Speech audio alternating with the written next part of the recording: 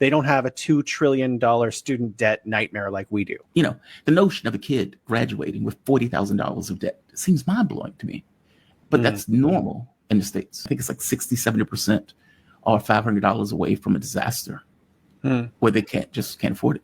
How are the schools paid for in China? I mean, is that state paid for, or does the person have to cover the cost of schools? People need to cover the cost. There are scholarships and grants, just like in the United States, and there are a lot of them, especially for, excellent students, especially for graduate students. However, school is just not that expensive. Some of the universities are only a couple thousand RMB, like $400 tuition for the entire year. So, really?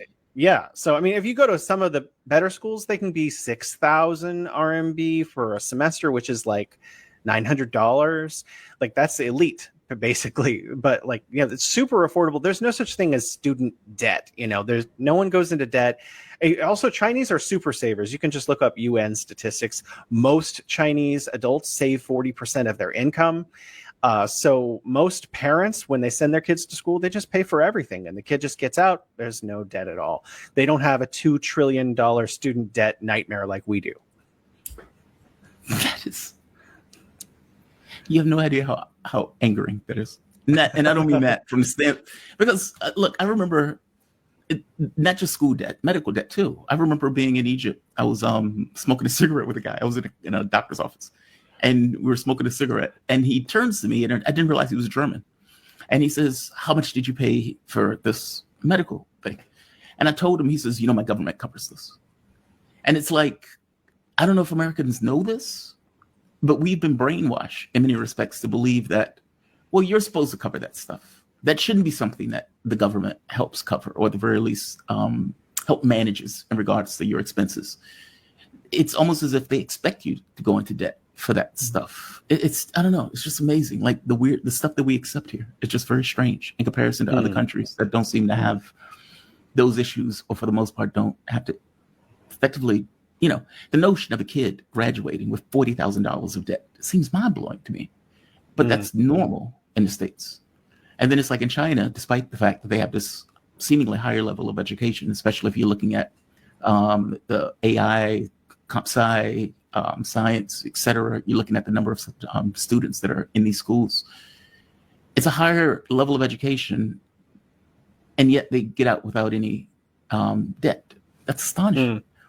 How about medical bills? How is medicine and those type of things practiced in China? Is there also, the reason why I'm asking this, because the argument that is being made seemingly is that this is a way for debt alleviation. This is a way that policy can influence, especially your latest book, policy can influence how much money people have in their pockets, how much money they spend on the various items, how much they can save, as opposed to having, I think most Americans, I think it's like 60-70% are $500 away from a disaster where they can't afford it. Wow, that's amazing. How did China do this? Like, how was it able to keep inflation low and keep school costs low? I would imagine medical bills low, while also dealing with the economic betterment of its population. Is it a government policy issue, or was there something else going on?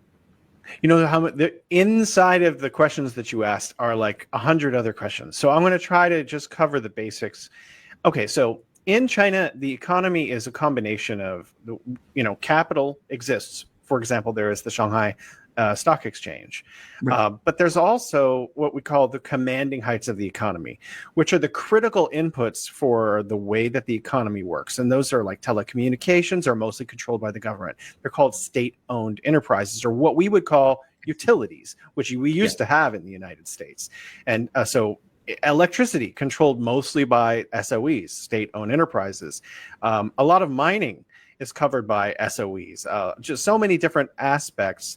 So when you're in your home, for example, I go turn on the water, it's run by the state. I turn on the electricity, it's run by the state. So those are really inexpensive. Electricity is about half the cost in the United States. Water is about a sixth the cost. Telecommunication is less than a tenth of the cost. So whatever you're paying for your phone bill, I pay considerably less. I think I pay 50 RMB, or 100 RMB, which is like $10 or something a month. So the electricity, the water, the minerals, the telecommunications, the logistics and infrastructure, it's all owned by the state. They're all much more affordable.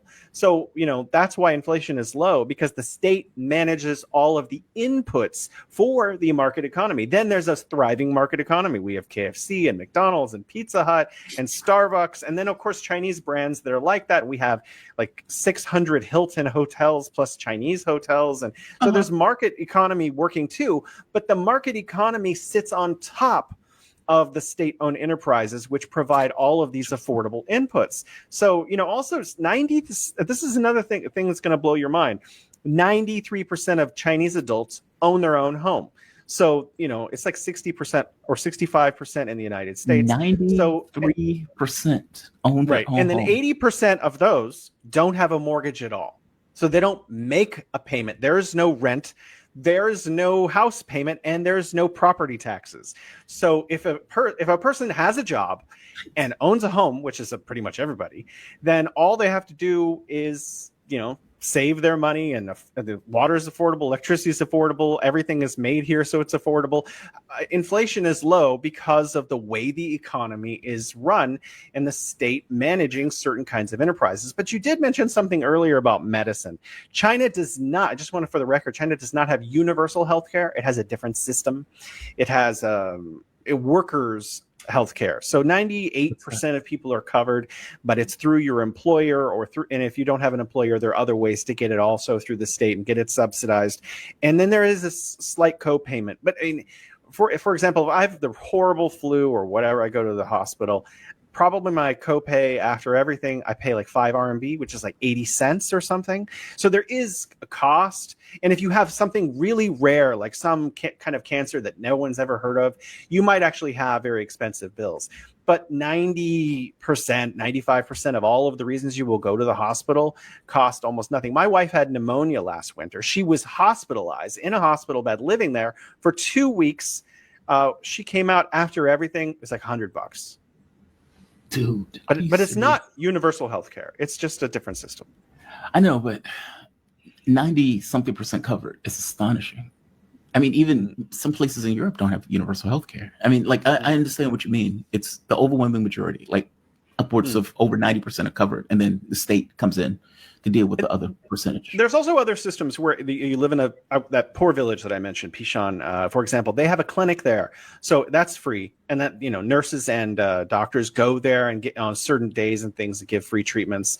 And if they need a real hospital, they can go to the city Hotan, which is nearby, and then they can get a better treatment. So there are doctors providing for those other 2 or 3% that are missed by the National Health Care Scheme, but a lot of that is just like local nurses and clinics and stuff to make up for the coverage. That is amazing. That is amazing. That's mind blowing. Those are not things that Americans know. It's just not. I mean, wow.